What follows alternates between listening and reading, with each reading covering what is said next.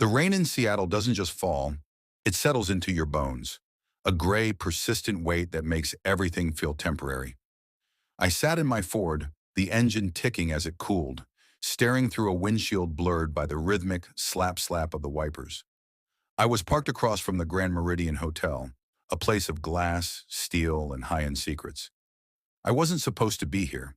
I was supposed to be at our home in the suburbs, probably arguing with the grill or checking the temperature of the steaks. It was our 7th anniversary. 7 years of, for better or worse. 7 years of building a life that I thought was impenetrable. But 3 hours ago, a notification had popped up on our shared iPad. It was a calendar alert. Late meeting. Thorn. Usually that wouldn't have triggered a second thought. But it was the location tag that caught my eye. The Grand Meridian wasn't an office. It was a sanctuary for the elite. Then the revolving doors spun. My wife, Elena, stepped out. She looked radiant in a way that made my stomach churn. She was wearing the black silk dress she'd bought for my sister's wedding, a dress she knew I loved. But she wasn't looking for me. Walking beside her, his hand resting possessively on the small of her back, was Marcus Thorne. He was the CEO of the architecture firm where she'd worked for 3 years.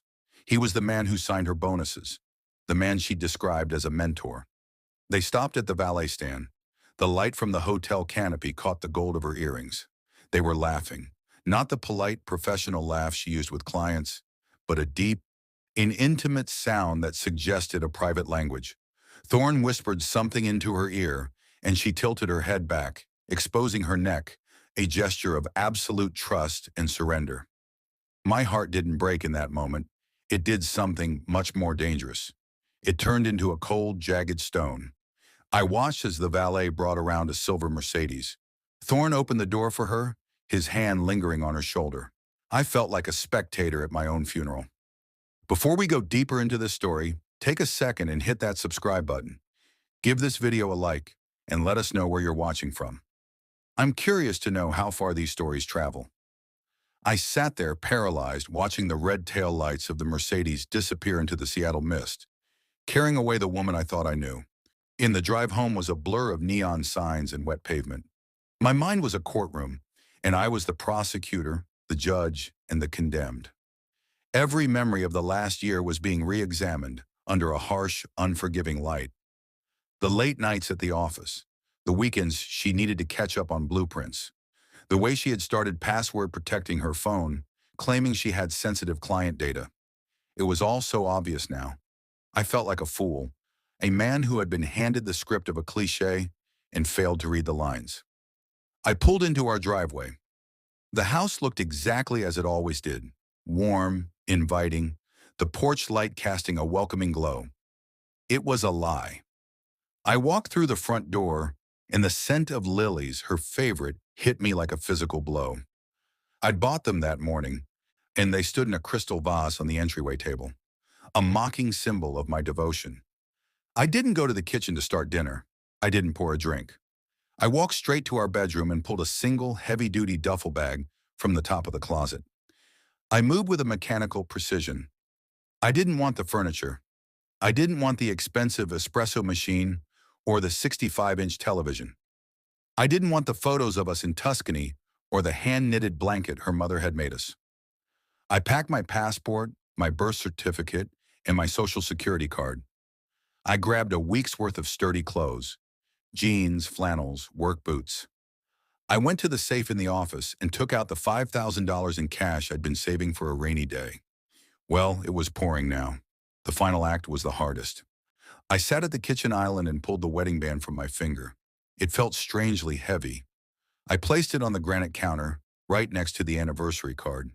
Inside the card, I had written, "To 7 years of honesty." I didn't cross it out. I just left it there, a silent indictment. By the time I heard the crunch of tires on the gravel driveway, I was already out the back door, slipping into the shadows of the tree line. I was David Miller, or I had been. Now I was just a ghost in a rain jacket. I didn't take my car. I knew Elena would track it, or the police would find it within hours if she reported me missing. Instead, I walked 3 miles to a 24-hour gas station on the edge of town. I went to the bathroom, took out my smartphone, the one that linked me to my emails, my bank accounts. And then my wife and I dropped it into the deep, greasy bottom of a trash can. It felt like cutting an umbilical cord. I hopped a local bus to the Greyhound station. My destination didn't matter, as long as it was far. I bought a ticket to Portland under a different name. Alan, my middle name. The bus ride was a descent into a specific kind of purgatory. The smell of stale coffee and diesel fumes filled the air as I watched the lights of Seattle fade in the rearview mirror. I reached Portland at 4 a.m. I didn't stop. I went to a used car lot that looked like it hadn't seen a customer in years. I bought a beat-up 2008 Chevy truck for $3,000 cash.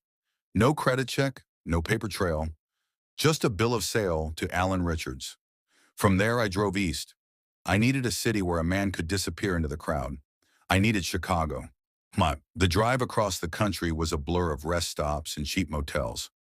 I avoided the major interstates when I could, sticking to the two-lane highways that cut through the heart of America.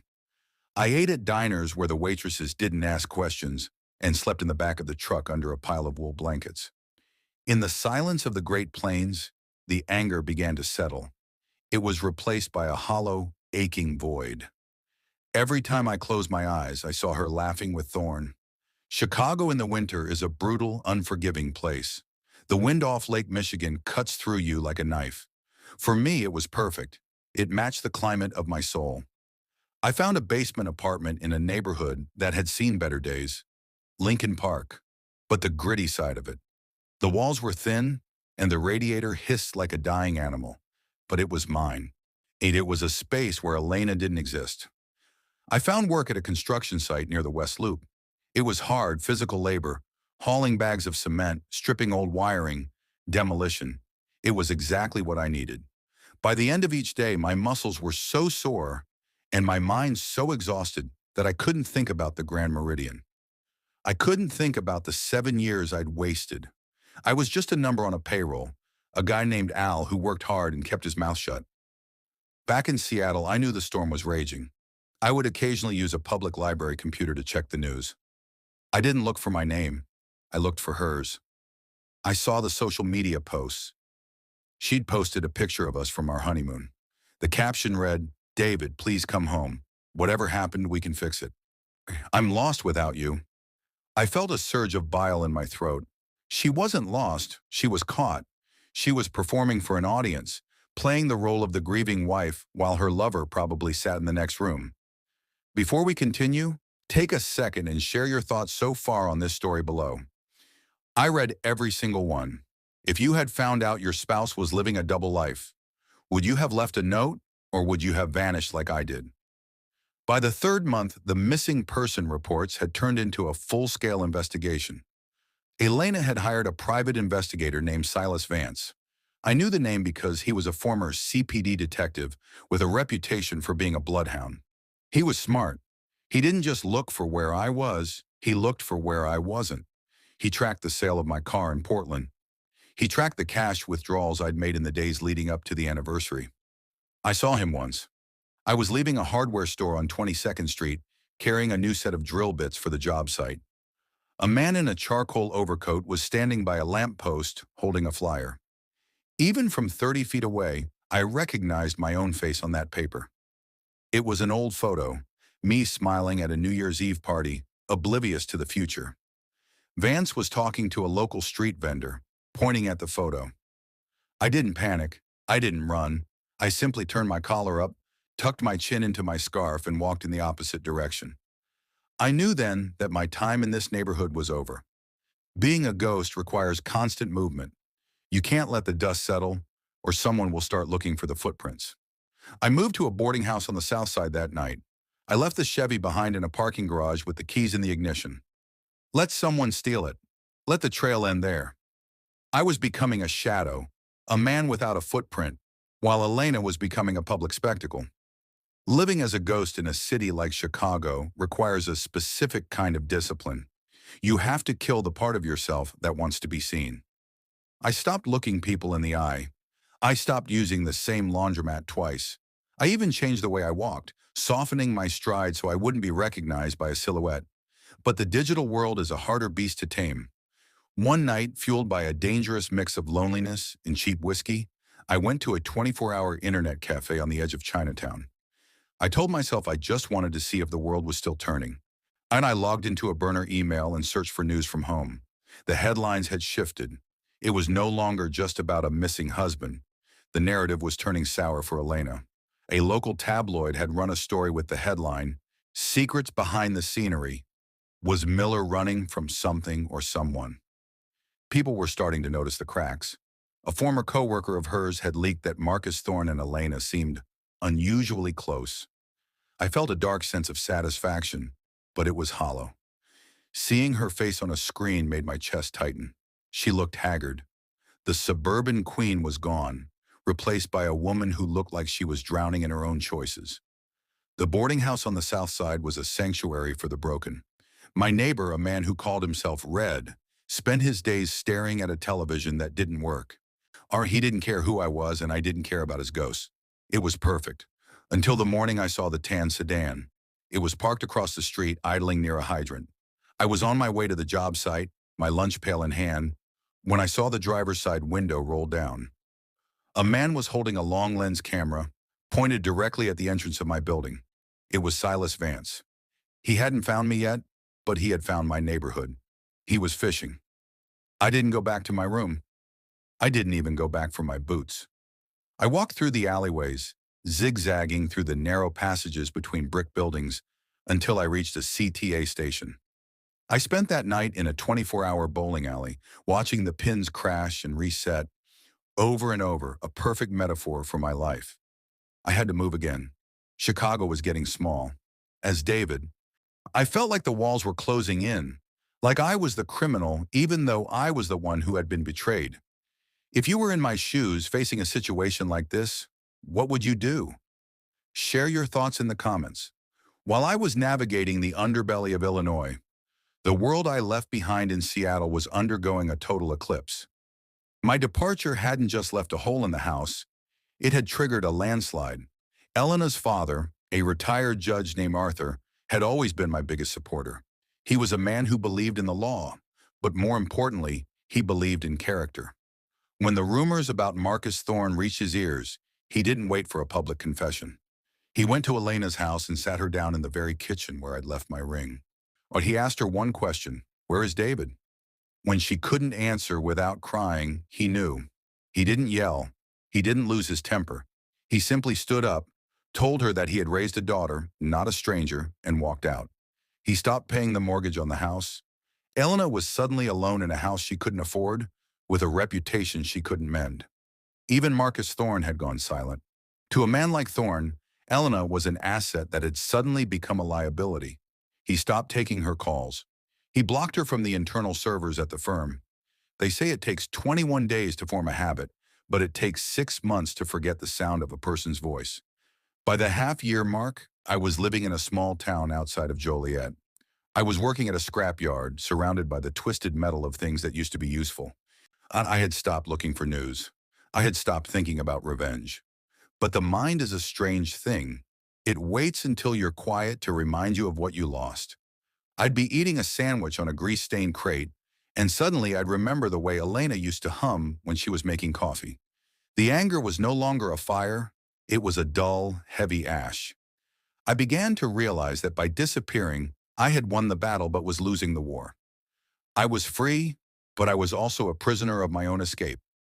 I had punished her, yes, I had left her with a mystery she couldn't solve and a guilt she couldn't escape. But I was also living in the dirt. I decided then that the missing period had served its purpose. I needed a resolution. I needed to see the ruin I had left behind with my own eyes to know if I was ready to build something new. And I bought a plane ticket from O'Hare to SeaTac. I didn't use my real name. I used the Alan Richards identity I'd cultivated. I wore a heavy Carhartt jacket, a beanie pulled low over my brow, and glasses I didn't need. Seattle looked different from 30,000 feet. It looked small. When I landed, the familiar scent of salt and pine hit me. It was the smell of my wedding day. It was the smell of the day I found out. I took a bus into the city, avoiding the areas where I might be recognized. I went to a cheap motel near the airport and sat on the edge of the bed for 6 hours, staring at the wall. I was afraid. Not of Elena, but of the version of myself that still loved her. I needed to know if that man was truly dead. I took an Uber to a spot 3 blocks from our house. I walked the rest of the way, not keeping to the shadows of the tall cedar trees that lined the street. The house looked like a tomb. There were no lights in the windows. The garden we'd spent 3 summers perfecting was a mess of weeds and brown stalks. I stood on the sidewalk, a ghost looking at a haunted house. Then the front door opened. Before we go deeper, I would love to hear your point of view. Tell me what part hit you the hardest in my story and share your thoughts in the comments. The front door creaked open, a sound that seemed to echo through the entire neighborhood. I stayed in the shadows of a massive oak tree, my heart thudding against my ribs like a hammer. Elena stepped out. She wasn't wearing the silk dresses of her former life. She was in an oversized sweatshirt, her hair pulled back in a messy knot. She looked smaller, not just thinner, but as if the air had been let out of her soul. She walked to the edge of the porch and stared out at the street.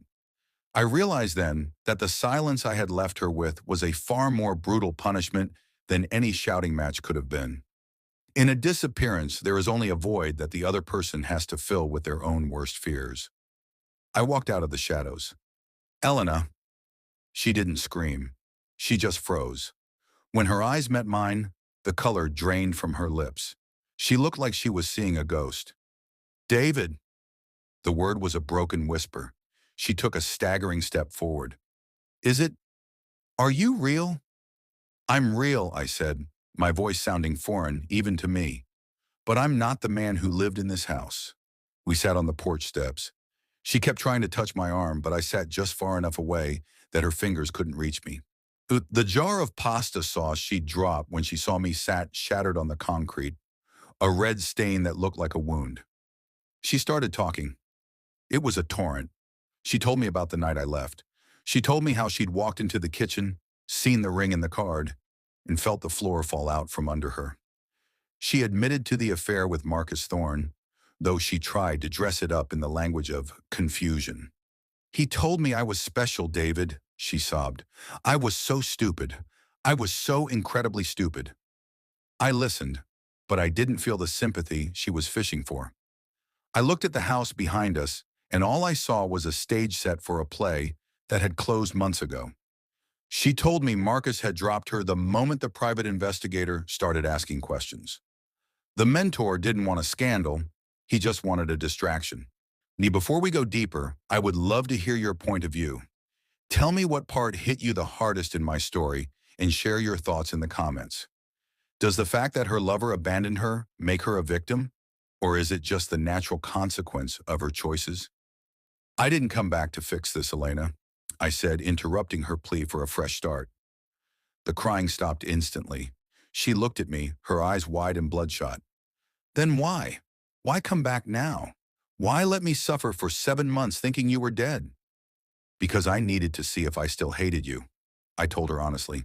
In Chicago, I spent every night thinking of ways to make you hurt. I wanted you to lose your job, your friends, your dignity. And then I realized I didn't need to do anything. You were already doing it to yourself.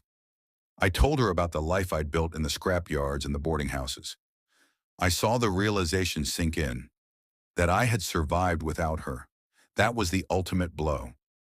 She wanted to be the center of my tragedy, but I had turned her into a footnote. The next 2 weeks were a whirlwind of paperwork and lawyers. I didn't stay in the house. I stayed in a motel and met her only in the presence of legal counsel. It was cold, transactional, and necessary. Through the discovery process, my lawyer found out that Elena had spent nearly $40,000 of her savings on private investigators and leads that led nowhere. She had decimated her financial future, trying to find a man who didn't want to be found. I didn't take the house. I told the lawyers to sell it and split the equity. But I did something else. I gathered all the evidence Silas Vance had collected, the photos of her and Thorne, the hotel receipts I'd found earlier, and I made sure they were part of the public record for the divorce. I didn't do it to be cruel. I did it so the truth would be documented. I was tired of her mental breakdown narrative. I wanted the record to show exactly why the marriage ended. Revenge is a dish best served through official channels. While the divorce was finalizing, I sent a detailed anonymous packet to the board of directors at Thorne's architecture firm. It wasn't just about the affair. I had used my time in the library in Chicago to dig into his professional history. I found a pattern of mentorships that all ended in non-disclosure agreements. I wasn't the only one he had hurt. I was just the only one who had the time and the nothing-to-lose attitude to connect the dots. Within a month, Thorne was stepping down for personal reasons. The silver Mercedes was replaced by a legal team. He lost his chair, his reputation, and his grip on the city. Elena watched it happen from the sidelines. She had lost the husband she betrayed and the lover she'd betrayed him for. She was a woman in a vacuum. If you were in my shoes, facing a situation like this, what would you do? Share your thoughts in the comments. Once the final decree was signed, I didn't stay in Washington. The air felt too heavy there, thick with the ghosts of who I used to be. I loaded my few belongings into a new truck and drove toward the Rockies. I settled in a small town called Silverthorne, Colorado. It was high up, and where the air was thin and the light was sharp. I opened a small woodworking shop. I found that I had a talent for it, taking something rough and weathered and turning it into something functional and beautiful. People in town knew me as David. Just David. I didn't tell them about Seattle. I didn't tell them about the 7 months I spent as a ghost in Chicago. I just worked my wood, drank my coffee, and watched the sun set over the peaks. For the first time in my life, I wasn't waiting for the other shoe to drop. A year later, a letter arrived. It was from Elena's mother. She told me that Elena had moved to the Midwest to teach art at a community college. She said Elena was doing better, but that she still asked about me. I sat in my workshop, the smell of sawdust and cedar filling the air, and I held that letter in my hand. I thought about the man I was on that rainy night in Seattle, sitting in his Ford across from the Grand Meridian. I felt a deep, profound pity for him. He had been so sure of his world, so convinced that his love was a shield. I didn't write back, not because I was angry, but because there was nothing left to say. The story was finished. I walked over to my wood-burning stove and tossed the letter in. I watched the flames turn the paper to ash, the same way the fire of that betrayal had turned my old life into something I could finally walk away from. Looking back, I realized that leaving wasn't just about punishing Elena. It was about saving myself. If I had stayed that night, if I had stormed into that hotel room and made a scene, I would have become a character in their story. By walking away, I made sure they were characters in mine. I'm no longer David the victim. I'm just David. And that is enough. Life has a way of balancing the scales, but you have to be willing to step off the scale to let it happen. Thank you so much for joining me today on Family Secrets and Revenge. This journey has been a long one, and I'm so grateful I could share it with you. If this story moved you, please hit that like button, subscribe to the channel, and share this video with someone who might need to hear it. What are your overall thoughts on my journey? Did I do the right thing by disappearing, or should I have faced her that very night? I'll be in the comments reading everything you have to say. Until next time, stay strong and remember, sometimes the most powerful thing you can do is simply leave.